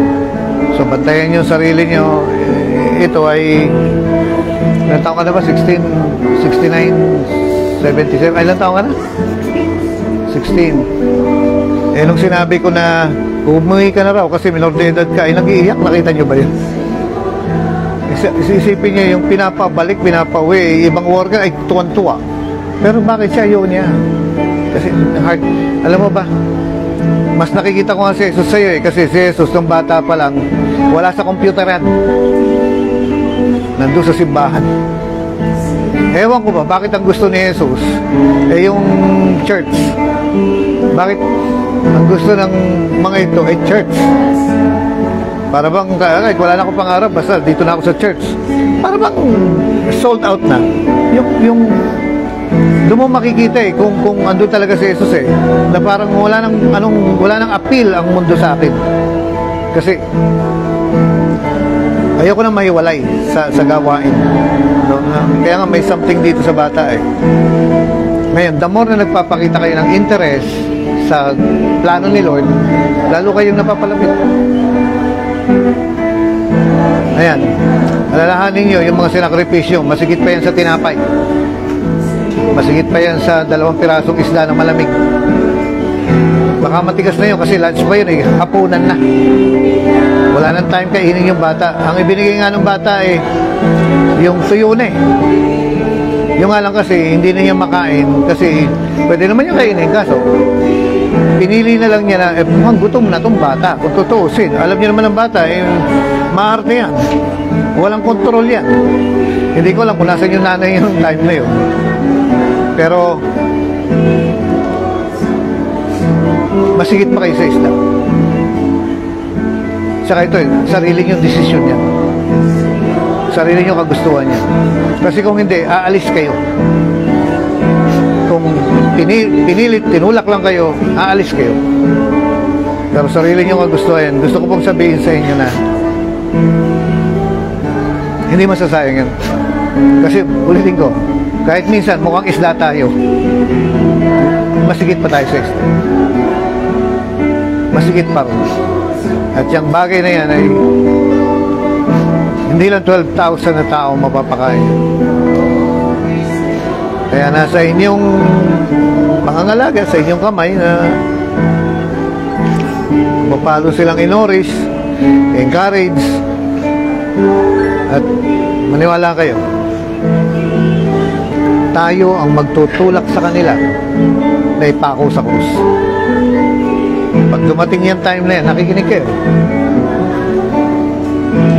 Huwag natin silang pipigilan. Kasi si Pablo noon, pinigilan ng mga miyembro niya na sabi ni Agabus, ang may-ari ng sintron na ito ay, tandaan niyo, encourage nyo, supportahan nyo, disciple nyo, mamahalin nyo at papagalitan nyo. Pero at the same time, pagka dumating yung time na ipapako sa kayo magpupush. Yung mga difficult decisions, itutulak nyo sila ron. Kasi, doon din naman sila pupunta eh. Tayong lahat, doon tayo pupunta na kung I have decided to follow Jesus. Kaya, sa inyo namang, sayang, dapat nandito sila eh. Kaso may hawak na baby natutulog eh. Dalawa yung baby mo. Na-appreciate ko. Congratulations kasi kung ayaw ng Diyos ito, walang anointing dito. Yung efforts nyo, yung abono nyo, yung tiyaga nyo, Diyos lang makakaganti rin. At kung lagi natin sinasabi, may plano ang Diyos sa kanila, mas lalo sa'yo. So, tuloy-tuloy lang layag. Let us sail on. Parang, sige lang, ayan, kaya maraming thank you sa inyo. Yung thank you ko, tao lang yun eh. Pero kapag si Lord na ang nagsabi na welcome thou good and faithful servant, yun yung pinaka-inihintay natin. Kaya kamaya mo nga yung katabi mo, sabihin mo congrats. Kamaya mo yung katabi mo congrats, nandito ka pa. No? Madali ba to? Hindi ata. Pero tingnan nyo, dami yung kandidato. Siyempre, pipilter rin pa yan, pero nakikita nyo na yung susunod na batch eh. Kaya yung yung effort ninyo kay doon sa 5, si Beverly gusto na umuwi. Bakit? Nahirapan sa fundraising. Sabi ko, uwi ka na gano'n. Hindi po. Titinda po ako ng balot. Tapos sabi ko minsan, uwi ka na. Saka na po. Kailan? Pag nakapagtinda na po ako ng balot. Ayan, naninibago sila. No, kasi maganda rito eh. No, hindi na nararanasan yung iba na si Gono nga, sabi niya, ganito pala kahirap. Nagtitinda ng empanada. Ayan, pero sabi niya, masaya ako rito. Yung bata pa rin. No, pero nandun na yung dineclare na siya na associate siya. Kasi may nakikita kasi. Ayun. Hindi ba napapansin ang judgment ng Diyos sa atin? Hindi yung nagawa mo ngayon, kundi yung kung anong magiging ikaw. Yung future mo. Ang dealing ng Diyos sa'yo. Kaya magiging maayos ka, magiging pastor ka, kaya patatawarin kita kayo. Andun yung always yung future ang basihan ni Lord kaya di siya makasuko eh. No, kaya pag-pray nyo nga sandali lang na ma-alliance lang na tinatransfer ko sa iyo yung spirito ng pagkapastor, ganun din. Sige, sila. Kilig ka, sumama dito sa puso. O sige po, makakaupo na po kayo, mga iha, iho. Panginoon, sa iyo lamang. Asa si Jenny Ann? Jenny Ann, Ninyo, Leia. Dito po kayo. Hindi nagbabago nanatili ka paman sa puso ko.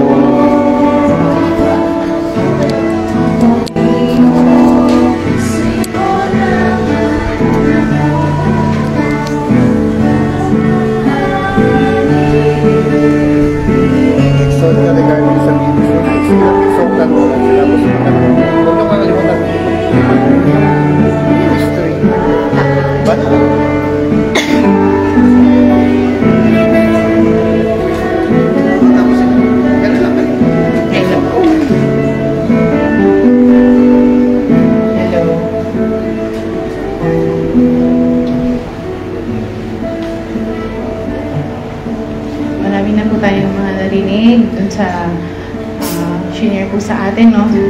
Siguro yung dagdagan ko lang po ng unti yung sa part po ng sacrifice. Kasi yung mga shinare po sa atin, di ba yung bata na nag-offer siya nung kaisa-isang baon niya. Imagine sa isang lugar, imposible naman yung bata lang yung may baon dun eh. Di ba? Imposible yun. 5,000 lalaki, iba pa yung mga babae, saka yung mga bata.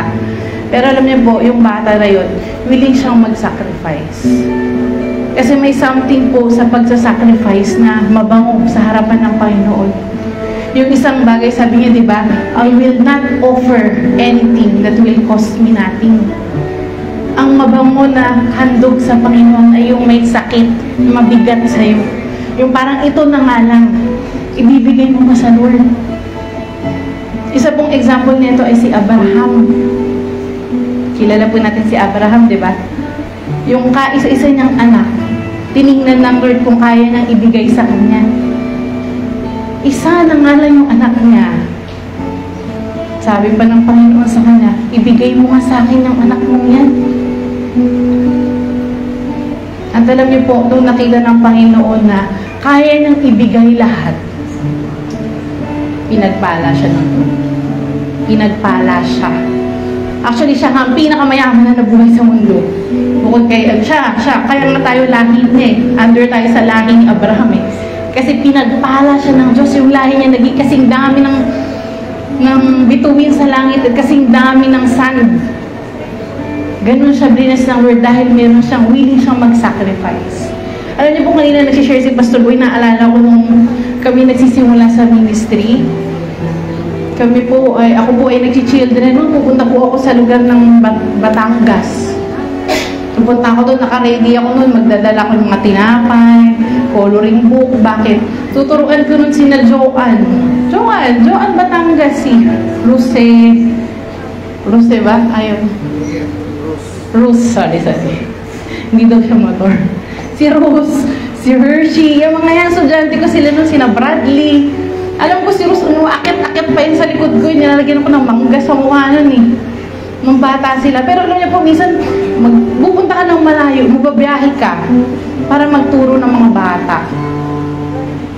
Yan, sina Pastora Ina, naalala ko nun eh, punta kami sa lugar ng Fairview. Ang daming bata naman dun. Mga 50, hindi lang, mahigit 100. Tapos ang gugulo, nagrarambulan, nagsusuntukan talaga. Pupunta kami doon every Sunday. Magtuturo ka sa kanila kasi gusto mong i-share sa kanila na mayroong Jesus. Yung iba nakikinig, yung iba hindi. Pero alam niyo po, sacrifice. Sa mga liliit na bagay na yan, alam niyo po, naniniwala ako sa grace ng Lord. Bless ka ng Panginoon. Binigyan ka ng, sa akin po, mapapangasawa ng isang Kristyano, kahit si Pastora Ina, ganyan. Andun po yung maging matapat ka lang. Maging willing kang sumunod. Mag-sacrifice sa mga bagay na yan. Kasi alam niyo po, ang Diyos natin ay hindi yan nangungutang. Lahat ng bagay na ginagawa mo sa Kanya, tapat ang Panginoon. Tapat ang Panginoon at kaya kanyang bless beyond sa imagination mo. Siyempre, hindi maganda minsan makakaramdam ka ng pagod. Lord, ako na lang ba mag-isa ngayon na magsisimba ulit at yung mga bata. Narating po ang time na ganyan, pero maging matapat ka lang. Tinitingnan lang pala ng Panginoon kung hanggang kailan ka susunod. Kung hindi ka titingin sa mga bagay na nakikita mo, kundi dun sa alam mo na yung sa ginagawa mong yung bagay na yan, kasama mo siya. So magpatuloy lang po tayo kasi ang Diyos natin ay tapat. At alam niyo po, yung pagtsatsaga na yan, kahit po sila Pastora Sara, nagsimula po silang mga estudyante, magkakaroon ng Bible study, ganyan. Pero alam niyo po, ang Diyos ay tapat. Ang Diyos ay tapat. At ganyan po, sa pagiging matapat, ibibless ka niya. Kaya nga po, nabuo na tong ang dami nating simbahan. Kasi binabakapan tayo ng Panginoon. Tuloy lang, mga kapatid, kasi malapit nang bumalik ang Lord. Tuloy lang po tayo.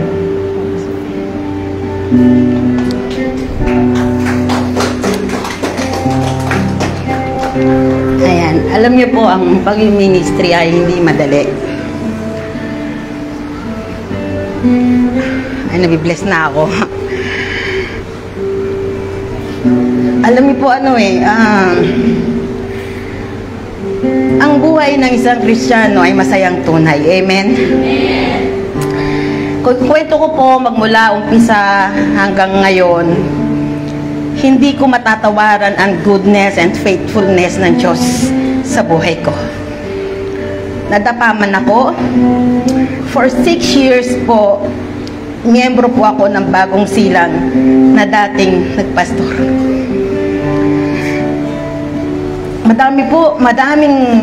Ang unang naging ministry ko noon, usher, ganyan, kasi hindi ako pwedeng mag-workers, pero sana ngayon makapag-worker ako. Inisip ko yun eh. Kasi, siyempre po panganay ako. So, nag-aaral pa yung kapatid ko. So, si Ellie talagang nauna kasi na born again yun. So sabi niya, ate, ikaw muna, mag-worker ako. So sa madaling salita, nag-worker siya, ako nagtrabaho. Pero ito po, hindi ako pumayag na hindi ako gagamitin ng Diyos sa kanyang ubasan. Nagkaroon po ako ng ministry. Gusto ko pong impasay sa inyo na pag nagkamali kayo, nadapa, hindi po yun ang katapusan, kundi yun ang simula para magbalik tayo sa Panginoon at matupad ang calling ng Diyos sa inyo. Time na yun, sinusubaybayan ako ni Pastor Boyce. Actually, sa totoo lang, ang alam ko na first assignment ko sa Lord ay ang Montalban. Kung naalala mo, Pastor, nasa SM kami noon ni Ellie, sabi ni Pastor, ready na ba si Leia? Kinabahan po ako noon kasi ang tagal 6 years. Sabi ko, Pastor, ready na ako. Kala ko Montalban, pero hindi. Nag-start pa ako sa Cavite. So, sa madaling salita, after 2.5 years sa Cavite, ang dami ko pa rin pong struggle doon. Napunta ako ng Balagtas, at sa Balagtas po nagsimula yung mga bulong ng Lord sa akin, yung mga calling niya na, alam mo, hindi ka pa pinapanganak, tinawag na kita. At kahit kailan, hindi ko tinignan yung pagbaksak mo, kundi ang tinignan ko ay ang pagbangon mo. Amen, yung pagbangon na yun. Alam niyo po, sa bawat ginagawa po natin, sa bawat hirap na ginawa mo, sa bawat pagdapa mo, ang gusto ng Diyos yung faithfulness mo at ang pagiging obedience mo sa Lord hanggang wakas. Naalala ko sa bawat laban mo, kung naalala niyo si Jehoshaphat, di ba, ang laban niya, hindi yan pupunta sa labanan kung hindi muna siya sasangguni sa Diyos. Sasabihin ng Lord, i-instructionan siya, o yung mga kalaban mo, natatakot ako, Panginoon, paano gagawin ko? Anong ginawa niya po? Yung mga awit, yun ang pinaharap niya. Amen po. At yung awit ng puso mo ang siyang lalaban doon sa kahinaan at mga pagsubok po natin. At ang Diyos ang baback up sa'yo at mamamatay lahat ng mga kalaban katulad nangyari kay Jehoshaphat. Alam niyo, lagi sinasabi ni Lord, sa bawat laban namin, as long as faithful kami sa iyo at obedience kami, hindi kami babaksak. Kahit ilang beses kami bumagsak, itatayo mo kami. Ang mahalaga, nakafocus kami at nakatingin doon sa finish line. Hebrew 12 verse 2. Kaya sa bawat isa po sa atin, hindi po mawawala yun. Ang mahalaga, ang kinakount ng Lord ay yung pagbangon mo at hindi ang pagbaksak mo. Magpapatuloy po tayo hanggang sa muling pagbabalik ng Panginoon. Amen po. Yan lamang po, at sana po datnan tayo ng Diyos na mainit na naglilingkod sa Diyos. No matter what, tuloy lang. Focus lang po tayo sa Panginoon. Amen po. Yaman lang po. At ito po si Pastor ninyo po. Praise God po.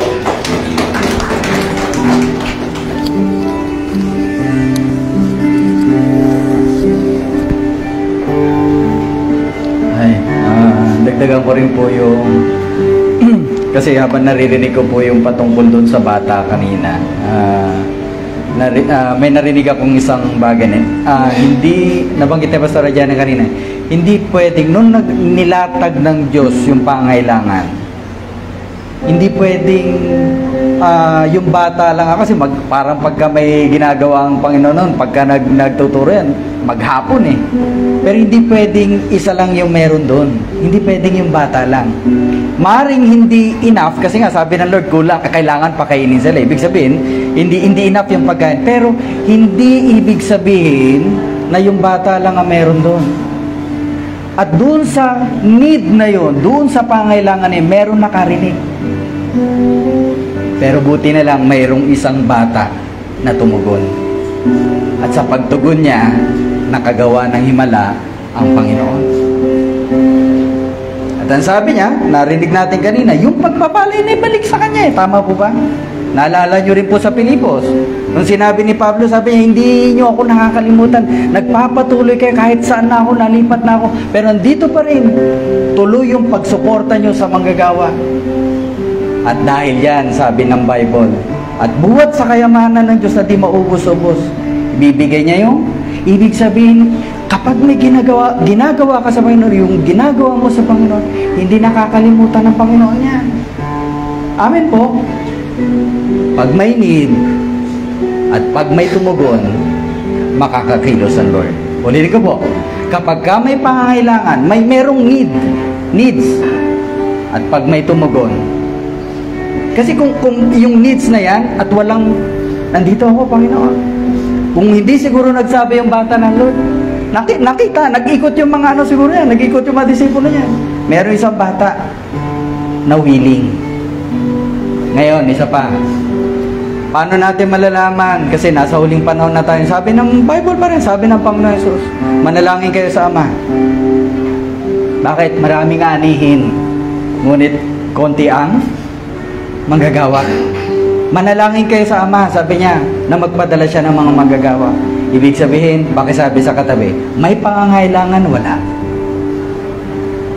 Pakita nyo yung katabi, may pangangailangan, wala. Meron. Sino ang tutugon? Sino magiging willing? Sino yung bata na maglalakas ng loob? Na Lord, isa ako sa gustong tumugon. Hindi ko makalimutan to, Sarah, kasi itong, kasama rin pala to, mga sumunod na nabats to, si Judah, tama ba? TIP, tapos NTC. Kasi itong Del Monte na to, simula na, nakakapunta naman kami sa anniversary na, pero attend lang sila sa church ng Bible study, midweek, from school, pupunta sila sa church, sa Maceda. Ay, hindi mo akalain, meron palang mabubuksan na Del Monte. Pero sa palagay ko, kung bakit nabuksan yan, meron tumugon. Tama ko ba? Merong tumugon. At hindi lang yan ang nangyari. Bilangin niyo yung simbahan na yan. Ang alam ko sumunod dyan, di ako nagkakamali from dito. Ito ba? Ang pinuntahan namin to. Parang, grabe. Pero hindi. Mahal ng Lord yung mga tao na yan. Pero meron lang kailangan tumugon. Amin po. Bakit may pangailangan? Ngayon na yun. Hindi sa susunod. Pero may kailangan. Maliban dun sa financial. May kailangan lang tumugon. At ito ngayon, sinasabi ng Panginoon, kailangan nating tumugon sa panawagan niya. At ngayon po, sabi ko nga, sulit. Sulit. Maring, hindi pa naman tapos ang panahon Kasi yung mga nagpagamit na yon, hindi ka lilimutan, Lord, yan.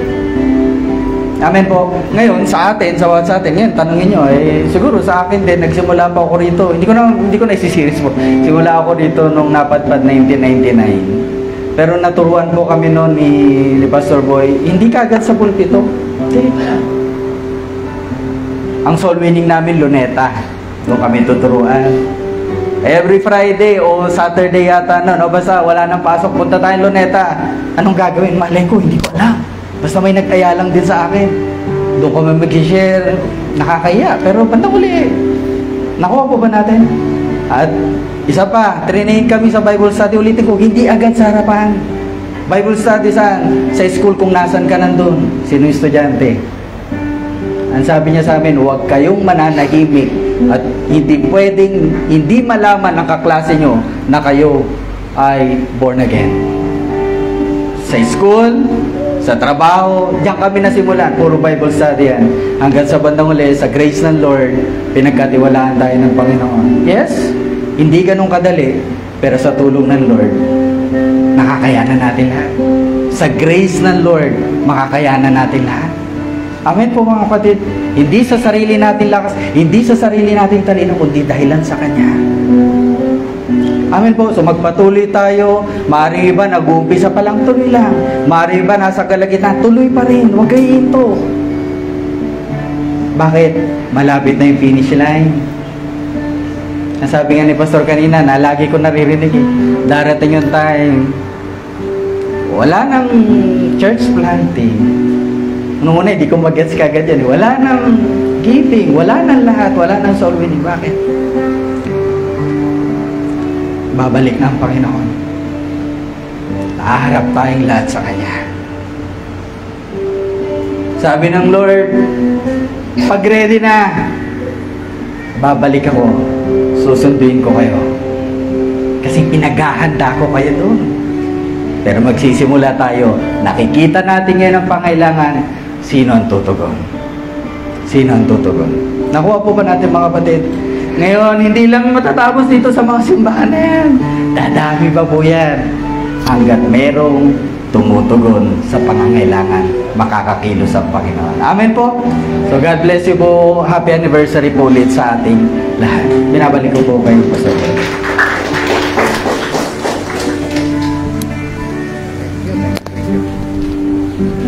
Ilang simbahan po ito? San Jose del Monte. Pagka kasi sinabing Del Monte, pagka-identify ko po yung ketchup. No, yung tomato ketchup. Yeah, sabi ko meron simbahan sa Del Monte, hindi ko po nakita kagad dyan Tapos tong Montalban, naalala ko, nagpahanap po kami kung kilala niyo po Tonyo ang pangalan niyo, asawa ni Kikay. Between Tonyo, yung Montalban at saka yung, ano ba yung laging binabaha? Hindi, yung Montalban na yung lagi siyang yung pansit. Ha? Malabon yun. Kung ito ay ketchup, yun ay pansit. Ngayon, nagpapahanap, ang tagal naghahanap ng ng either Montalban o Malabon. Ano nangyari? Bigla nagkaroon ng Montalban. Ngayon, sabi ko gano'n, tingnan ko nga, ay napakainit. No, nagpa-practice yung mga tao sa impyerno. Ang init-init. Pagkatapos, ngayon, sabi ko gano'n, ba't kaya nabuksan sa Montalban? Ngayon, ito palang Montalban ay pinagpe-pray ni Ate Julie Caber, kung natatandaan nyo, kung kilala nyo, na magkaroon ng simbahan doon sa village ng kamag-anak niya. At doon nga, nakapagbukas doon sa village ng kamag-anak niya. Kaya bunga ng prayer. Tapos nung Sapang Palay, nung unang pinuntahan ko, sabi ko, ba't ganito rito? Parang hindi ka lalabas ng buhay. No, kasi kinukwento nila, araw-araw may namamatay, hindi lang nga nadyadyaryo. Tapos yung mga taga rito, hindi pwedeng pumunta ron kasi papatayin. Tapos, yung mga gang, mga territorial na espiritu, nung nakita ko, sabi ko ganun, ayoko yung lugar. Ayoko yung unang, sa Pampalay, ayoko. Mabuti na lang, hindi ako kasama naghanap kasi usually sumasama ako. Pero, kahit ayoko nga, pero ang maganda po, gusto ng Diyos. Kaya nabuksan yung minsan sinasabi natin, ang Diyos mag-ara, pero ang Diyos hindi rin maarte. No, sabi mo sa katabi, mas maarte ka nga eh. No. Nung nakita ko po ito, sabi ko gano'n, bakit dito? Pero, kalooban pala ng Panginoon. No, at dahil doon, nagkaroon tayo ng tapos yung San Mateo, minsan ko lang nadalaw ito ng pastor dito, si Mapili, ano ang pangalan nito? Si Michael, no? Sabi ko ganito pala yung San Mateo, katabi ni San Lucas, San Marcos, saka ni San Juan. Ayan, itong Norsagaray, maalala ko po ito, nagulat ako nung nabuksan ito kasi one time nagpunta po ako at si Pastora Juby doon sa isang lugar na schoolmate namin, churchmate din namin, na sabi niya pinakain kami doon. Pagkatapos nung pauwi na kami, kami ni Juby, sabi namin pagpahinga natin na magkaroon tayo ng simbahan dito. Yung pa namin, napak namin sa kalsada. Sabi namin, Lord, bigyan mo kami ng simbahan dito. Ang pangalan po ng lugar na yon ay Norsagaray.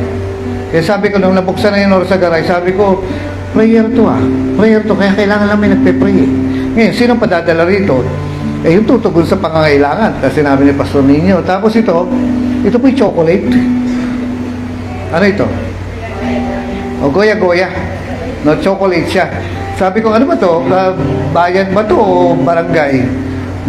Nung sinabi sa akin to ni Ina, na parang ang ganda pa ng ngiti niya eh. Ay, gaya-gaya, para pang biruan pa na, uy, barangay gaya-gaya. Wala bang barangay tulad-tulad? Pero, andito, hawak ni Pastor Leroy.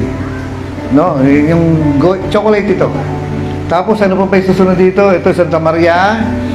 Basta itong lugar na ito, kilala ko na napaka-traffic. No, nasabi ko, ayoko magkaroon ng outreach sana riyan. Bakit? Napaka-traffic. Nakarating na ako doon sa probinsya, yung sasakyan mo nakapila pa. No? Pero purihin ang Panginoon kasi hawak ni Judah. No? Tapos itong anggat, ayoko to. Basta itong anggat na to, may sa tenga ko to kasi pag nagpakawala ng tubig to, nabaha sa amin. No, yung anggat dam. Yan, ay gusto kong makita nga ito. So praise the Lord na nabuksan, kaya kailangan yung mga taga-anggat pag-pray nyo hindi magbukas yung dam, no? Kayo nilagay doon na hindi at syempre ang Marilao, ito po ay ewan ko, pagka Marilao ang naririnig ko Marulas. Malapit ba ito o malayo? Medyo. Ang isa pong lugar na lagi po namin pinupuntahan nung wala pang Rema, nagsisimula pa lang ang Rema ay ang Marilao, Marulas. Kaya sabi ko, nawa magkaroon din ng simbahan dito. Ngayon, yung mga taga simbahan po na nandun sa Marulas, so sabi lang, gusto namin magkaroon din ng Rema, pero hindi sila taga Rema, taga-ibang church. No, para joint fellowship kagad, wala pa kasimbahan eh. No, yung mga kasama po namin. At tingnan niyo, may susunod pa, hindi lang nakasulat. No? At sabihin mo sa katabi mo, ikaw na ang tutugon sa pangangailangan. Kaya so praise the Lord. Ngayon, ngawit na kayo, di ba? Manatili kayo nakatayo para damay-damay lang. No? Ako, nakakatagal ng 7 oras nakatayo eh. No, kumbaga, alam niyo ba kung sinong pagod sa camping? Ako una, kasi nakatayo ako, tapos daldal ka ng daldal. Pangalawa, yung nagigitara. Kasi, kung ako 7 oras na nakatayo, siya 8 oras na nagigitara. Imagine mo yung hirap nung gano'n, Pero alam mo na, nagagawa natin ito dahil may anointing. Dahilan lang sa anointing na kaya Ay, purihin ang Panginoon. Ay, so, sabihin mo sa katabi mo, hahawa ka rin ng simbahan. Unti-unti, dahan-dahan. Mapagkakatiwalaan ka rin. No? Ay, so ito po, no, sino man tatawagin ko? Magmi-meeting tayo mamaya at pagkatapos, ano bang gagawin natin, Pastora Ina? Tayo ba'y magmimerienda muna habang nagmi-meeting? Meeting habang nagmimerienda? Ano? May mga kakausapin kasi akong mga tao na may mga magpapakasal na kasi rito. No? Sino bang ano? Yung mga plano na mag-asawa? Yung mga malulungkot yung mga yun kasi sila mag-asawa yung mga yun eh. Ano na lang sila. Hindi nyo ba napapansin na parang ang lulungkot, namatayan siguro ng asawa. No? Ay, mga bata pa yun, ano eh, yung nandun yung dalawang girls doon sa dulo, eh, si Cheska, alam nyo, 16 pa lang. Oh, 16. Ano bang birthday mo yan? February 30? March 32? 24. Ano pala siya, March, no? Ilang taong ka na sa March 17? Yan, gusto mo rin ba magkaroon ng dibong ganito? Bakit? Ayaw mo? Nahiya ka? Yan. Nay, gusto mo ba magkaroon ng dibong ganito, Nay? Ayan. Alam niyo ano, biro-biroan lang naman, pero parang iniisip ko, ano kaya, minsan tawagin natin si May, magdibo ulit. Lala parang tinanong ko siya kanina, nagdibo ka ba doon, May? Dati nga, oo daw, ganyan.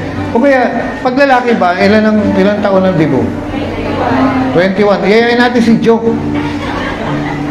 No? May corona ka rin dito, Joe. Nakaupo ka rito, tapos may sash, tapos nakadress ka din. No? Ay, ito, napaka, alam niyo, laki-laking tao niya, pero gentle yan. No? Gentle giant. Ayan. Minsan na to eh, yung, saan ba tayo last nag-anniversary sa Agoncillo? Tandaan niyo yun, doon tayo sa, yung nag-brown out sa Agoncillo. Nakita ko si Joe, nagpalit, nagtanggal ng damit oh. Wow! Sabi kong gano'n na, Joe, ano pinapakita mo rin? Hindi ko po nakita yung muscles eh. Hulaan nyo, anong nakita ko? Nakasampay. No, na yung sabi ko, Tina, ba't naman yung... Ayan, pero, si Joe po ay, malaking tao, no? Pero gentle. Tanungin niyo po si Tina. No, masasabi ko na mapalad, dati may kaklase ako, babae, lalaki. Ngayon magkasintahan sila. Sabi nung babae, napipikon na ako, Kuya Boy. Sabi niya gano'n. Sabi ko, ba't ka naman napipikon? Kasi every time malalaman na kasintahan ko siya, na siya yung boyfriend ko, lagi nila sinasabi, ang swerte ko daw. Bakit hindi ko naririnig yung mga tao na ang swerte niya sa akin? Bakit sino bang swerte sa inyo? Walang kumikibo, oh. Ayan, nag-ano lang ako winding down na tayo. Kaya, Sarah, nakikita ko yun. Kailan ba kayo kaka-baby? Bukas? Si Judah. Ilan taon ka na ba, Judah? Halika nga. Halika. Halika. Ang ganda-ganda na suot mo eh. Ngayon lang kita nakakita na ganyan eh. No, tingnan mo na, straight white. No, halika, harap ka sa kanila. Harap. Ilan taon ka na ba? 27. Ha? 27 ka na?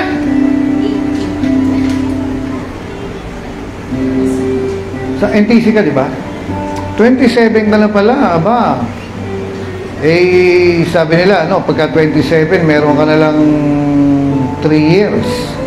Kasi parang kumbaga, mawawala ka na sa kalendaryo, pupunta ka na sa thermometer. No? Teka muna, kamusta ba love life mo?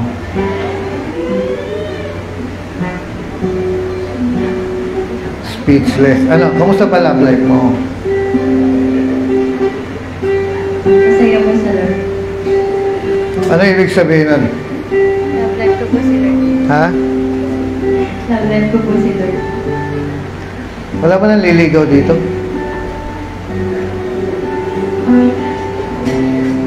Wala na komunikasyon dito eh. No? Bihira ko na lang ito na ano eh, na kumukamusta eh. Eh, sino ba naliligaw dito? Si Momoy? Bakit ang tigas naman ang mukha mo nung sinabi ko si Momoy? Kamusta ba love life mo eh ha?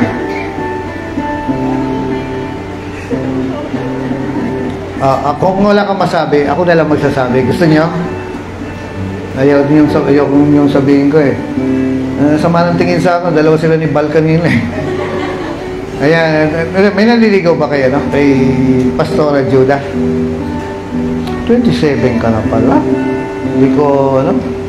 Ayaw, sige, mag-uusap tayo mamaya, ha? Ay, okay po.